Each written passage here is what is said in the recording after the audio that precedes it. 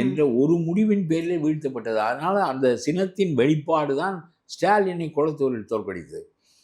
எந்த மனிதனை திமுகவிலிருந்து விரட்டி அடித்தார்களோ அந்த மனிதன் அங்கே போய் வேட்பாளராகி இங்கே வந்து இவரை தோற்கடிக்கிறார்.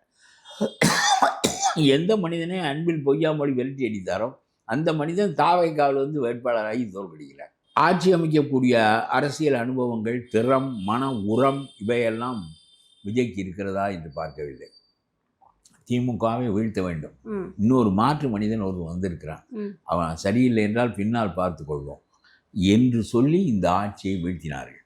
இது ரொம்ப அபூர்வமாக இதே மாதிரி பிஜேபியை கொண்டு வந்து வைத்து விட்டார்கள் மேற்கு வங்காளத்தில். 15 ஆண்டுகள் பண்ணாத அட்டூழியம் கிடையாது.